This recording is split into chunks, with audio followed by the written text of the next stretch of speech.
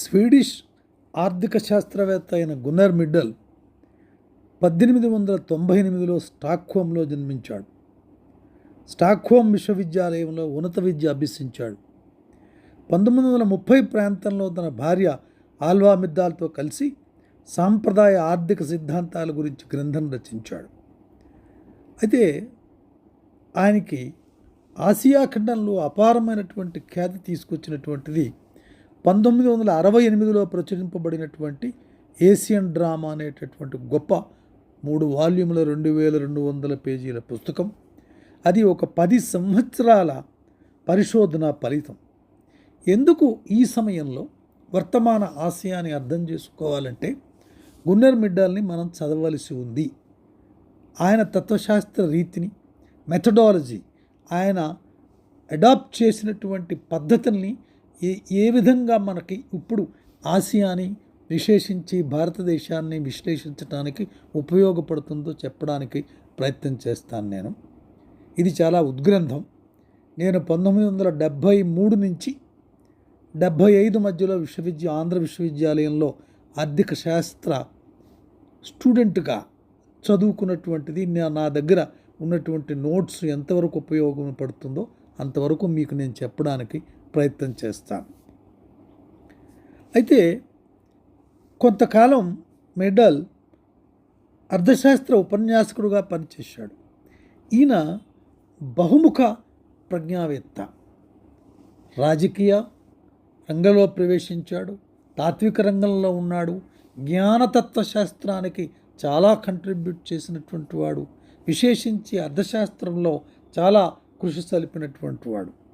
అయితే ఆయన చేసినటువంటి అజంప్షన్స్, ఆయన చేసినటువంటి కొన్ని సూచనల్ని, కొన్ని పరిశోధించినటువంటి కారణాలని, ఆయన చూపించినటువంటి కొన్ని అంశాలని విమర్శించే వాళ్ళు ఉన్నారు, బహుదా ప్రశంసించేటువంటి వాళ్ళు కూడా ఉన్నారు. కానీ ఇప్పుడు ఈ మధ్య జూలై 25లో ఆక్స్ఫర్డ్ యూనివర్సిటీలో రీడింగ్ ఆఫ్ గున్నర్ మిడ్డల్ అనేటటువంటిది ఒక చర్చ జరుగుతుంది. ఏమిటి, మళ్ళీ చదవాలి, ఆసియా ఖండం గురించి ఏ విధమైనటువంటి అజంప్షన్స్ చెప్పాడు, ఆయన అబ్జర్వేషన్స్ ఏంటి, గున్నర్ మిడ్డల్ అనేటటువంటి చర్చ జరుగుతుంది. అయితే గున్నర్ మిడ్డల్ నోబెల్ బహుమతి గ్రహీత కూడా. అయితే ఈయన ఆసియా డ్రామాలో పుస్తకాన్ని ఫ్లాడ్ మాస్టర్ పీస్ అని విమర్శించేటటువంటి వాళ్ళు కూడా ఉన్నారు. ఇది ఒక లోపభూయిష్టమైనటువంటి బృహత్ గ్రంథము అని చెప్పేటటువంటి వాళ్ళు కూడా ఉన్నారు. కానీ ఎవరు విమర్శించినా, సవిమర్శైనా, కువిమర్శైనా, ఆయన రీసెర్చ్ మెథడాలజీ, ఈ ఆసియా ఖండాన్ని పరిశీలించడానికి ఆయన ఎన్నుకున్నటువంటి మార్గాన్ని, ఎన్నుకున్నటువంటి విశ్లేషణ రీతిని ఎవరు దాన్ని ఖండించడానికి సాహసించరు. అందరూ దాన్ని బహుదా ప్రశంసించారు. ఇప్పుడు ఆసియా ఖండం గురించి ఎక్కువ విశ్లేషకుల దృష్టి ఆకర్షిస్తుంది. కాబట్టి దీని గురించి నాకు తెలిసింది మీకు చెప్పడానికి ప్రయత్నం చేస్తాను.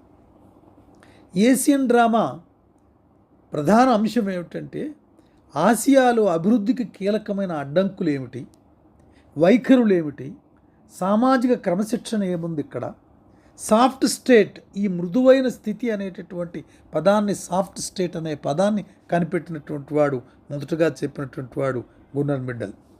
ఈ సంస్థాగత మరియు ఆర్థిక అంశాలను హైలైట్ చేసి విస్తృతమైనటువంటి సంస్థాగత దృక్పథాన్ని అవలంబించడానికి అభివృద్ధి అధ్యయనాలను ప్రభావితం చేస్తుంది. గ్రోత్ మోడల్స్ని స్టడీ చేయటానికి ఇది ప్రభావితం చేస్తుంది. కాబట్టి ఇది సంబంధితంగా ఆసియా భవిష్యత్తును గురించి చెప్పినప్పుడు చాలామంది మిడ్డల్ తాలూకా అంశాలని నిరాశావాదంగా కొట్టిపడేసినప్పటికీ, కానీ ఆయన ఎన్నుకున్నటువంటి పద్ధతి, విశ్లేషణ రీతి, అంచనాల్లో కొన్ని తర్వాత ఆసియా అభివృద్ధిలో విదేశీ వాణిజ్యం, మార్కెట్ విధానాల ప్రాముఖ్యతతో విభేదించినప్పటికీ ఆయన అనుసంధానించినటువంటి రీతి ఏ అంశాలకు, ఆర్థిక, సామాజిక, సాంస్కృతిక, చారిత్రక అనేక అంశాలను ఒక దగ్గర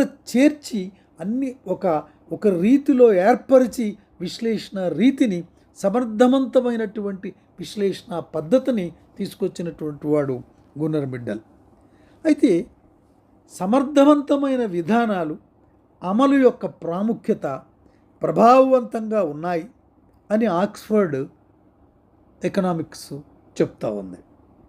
అయితే ఏషియన్ డ్రామా ప్రాముఖ్యత విశేషించి ఏమిటి అంటే ఆర్థికేతర శాస్త్రాలను సమన్వయం చేసి విశ్లేషణ రీతిని తీసుకొచ్చినటువంటి వాడు గున్నర్ మిడ్డల్.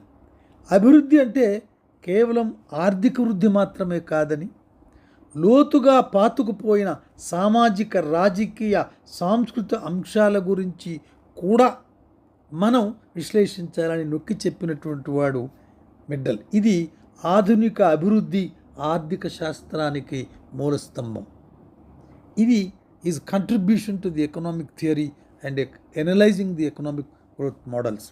ఈ సాఫ్ట్ స్టేట్ అంటే బలహీనమైనటువంటి విధానాల అమలు ద్వారా వర్గీకరింపబడినటువంటిది ఒక మృదువైన రాష్ట్రం అనే అతని భావన అనేక అభివృద్ధి చెందుతున్న దేశాల్లో సవాళ్లను అర్థం చేసుకోవడానికి ఒక శక్తివంతమైనటువంటి సాధనంగా ఆర్థిక శాస్త్రంలో నిలబడి ఉంది. అది ఒక గొప్ప సాధనంగా మిగిలిపోయింది. అయితే కారకాల పరస్పర సంబంధం, ఈ పరస్పర సంబంధం ఏమిటి? అనేక కారకాలు, అనేక కారణాల తాలూకా సంబంధం అనేటటువంటి దానిలో ఆయన పేదరికం, తరువాత విలువలు, కాలం, పరస్పర సంబంధం, జనాభా పెరుగుదల, తక్కువ ఉత్పాదక, సాంస్కృతిక వైఖరులు, ఒక దుర్మార్గపు చక్రాన్ని, విష సర్కిల్ని ఏ విధంగా ఏర్పరుస్తాయనేది మిడ్డల్ రచనలు మన కళ్ళకు కట్టినట్టు చూపిస్తాయి. దీనిని విచ్ఛిన్నం చేయటానికి సమగ్ర విధానం అవసరమని ప్రతిపాదించినటువంటి వాడు గున్నర్ మిడ్డల్. ఈ సమగ్ర విధానానికి ఆయన చెప్పినటువంటి కొన్ని అంశాలను విభేదించిన వాళ్ళు ఉన్నారు. ఎందుకంటే ఆయన రచన నిరాశావాదంగా చెప్పబడిన తర్వాత ఆసియా ఖండంలో చాలా అభివృద్ధి జరిగింది, కానీ ఆయన సూచించినటువంటి ఏ అంశాలు ఉన్నాయో, ఇన్ఈక్వాలిటీస్, అసమానతలు మొదలైనటువంటి అంశాలను అందరూ అంగీకరించి తీరవలసినటువంటిదే. అయితే నిరాశావాదం వర్సెస్ వాస్తవికత, ఆసియా అవకాశాల గురించి మిడ్డల్ నిరాశగా ఉన్నాడు. 1968 తర్వాత అనేక ఆసియా దేశాలు అద్భుతమైన వృద్ధి మరియు అభివృద్ధిని సాధించాయి. కానీ అందులో ఉన్నటువంటి లోటుపాట్లను మనం అవగాహన చేసుకొని ఇప్పుడు ఏర్పడుతున్నటువంటి సమస్యలకు ఏవి మూల కారకాలు, ఆ కార్యకారణ సంబంధం ఏ విధంగా ఏర్పడింది, ఇప్పుడు జరుగుతున్నటువంటి సమస్యలలో ఎందుకు ఈ సమస్యలను అర్థం చేసుకోవటానికి మనం గున్నర్ మిడ్డల్ సూచించినటువంటి మార్గాన్ని ఎన్నుకోవలసి వస్తుందనేది మనం చర్చలో ప్రధానమైనటువంటిది. అయితే మార్కెట్ వాణిజ్యం వీటి మీద తక్కువ ప్రాధాన్యత చూపించాడనేటటువంటిది ఒక విమర్శ ఉంది ఆయన మీద. అభివృద్ధిని ప్రోత్సహించడంలో మార్కెట్ యంత్రాంగాలు, విదేశీ వాణిజ్యం పాత్రను ఆసియన్ డ్రామా తగినంతగా గుర్తించలేదని కొంతమంది విమర్శకులు వాదించారు. కానీ మనం దాన్ని ఆమూలాగ్రంగా చూసినట్లయితే ఆ విషయం కనిపించకపోయినా అందుకు అద్భుతమైనటువంటి అంతర్దృష్టిని ఈ గ్రంథంలో మనం ఆసియా ఖండాన్ని అర్థం చేసుకోవటానికి ఉపయుక్తమైనటువంటి దృష్టిని గున్నర్ మిడ్డల్ ప్రసాదించాడు. కుటుంబ నియంత్రణ యొక్క ప్రాముఖ్యతను చాలా ఎక్కువగా గుర్తించినటువంటి వాడు ఆయన. దక్షిణాసియాలో దాని అమలుపై ఆయన చేసిన విమర్శ మరియు జనాభా పెరుగుదల అభివృద్ధికి ప్రాథమిక అవరోధంగా ఉందనేటటువంటి ఆయన దృక్పథం చర్చనీయాంశమైంది. కానీ అదొక ప్రధానమైనటువంటి ప్రాముఖ్యత వహించినటువంటి సూచన. నియంత్రణ, జనాభా నియంత్రణ, సమగ్ర విధానం. ఆయన చూపించినటువంటి శాశ్వత ప్రభావం ఏమిటి అంటే సమగ్ర విధానం ఆర్థిక మరియు ఆర్థికేతర అంశాల పరస్పర చర్యపై ఏషియన్ డ్రామా యొక్క ప్రాధాన్యత అనేక మంది పండితులు, విధాన నిర్ణేతలు అభివృద్ధి సవాళ్లను ఎలా అర్థం చేసుకుంటారు మరియు చేరుకుంటారో ప్రభావితం చేస్తూనే ఉంది, చేస్తూనే ఉంటుంది. ఇక్కడ ఆసియా ఖండం అనే ఆసియా గురించి మనం అర్థం చేసుకోవడానికి ప్రయత్నించినప్పుడు ఏ సమగ్ర విధానం, సమగ్ర దృక్పథం, అంతర్దృష్టి అవసరమో అది ఏషియన్ డ్రామాలో గున్నర్ మిడ్డల్ మనకి ప్రసాదించాడు. అభివృద్ధి అధ్యయనాలకు ఆయన పునాది వేశాడు. ఈ గొప్ప పుస్తకం తాలూకా సమగ్రమైనటువంటి విశ్లేషణ దేని గురించి అంటే, అది కఠినమైనది అయినా అభివృద్ధి ఆర్థిక శాస్త్రంలో గొప్ప పునాది గ్రంథంగా ఇది నిలబడింది. ఆ ఆలోచన రీతిని మార్పు చేసింది. దశాబ్దాల తర్వాత కూడా అది కొనసాగుతుంది. అధ్యయనం మరియు విమర్శనాత్మక పునఃమూల్యాంకనానికి సంబంధించిన అంశంగా మిగిలిపోయింది గున్నర్ మిడ్డల్ ప్రసాదించినటువంటి ఆలోచన విధానం. అయితే ఎందుకు ఇది విశేషంగా ఇప్పుడు మనం అధ్యయనం చేయవలసినటువంటిది అంటే,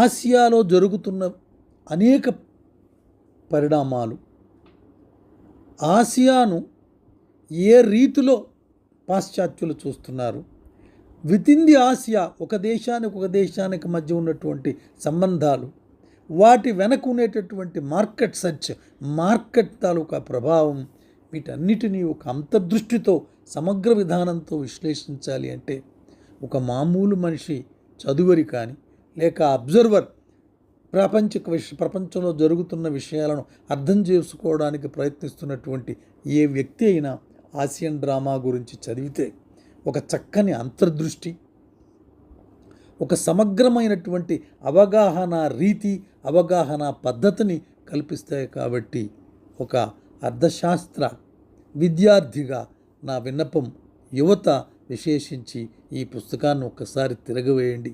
అంత ఉద్గ్రంథాన్ని మొత్తం చదవకపోయినా దానిపై చాలా విపరీతమైనటువంటి ఎన్నో ఆర్టికల్స్, ఈ మధ్య 25లో పబ్లిష్ అయినటువంటి ఆర్టికల్స్ కూడా ఉన్నాయి. అనేక విద్యాలయాలు, ఆక్స్ఫర్డ్ విశ్వవిద్యాలయం లాంటివి మళ్ళీ చదువుతున్నారు, తిరగదోడుతున్నారు.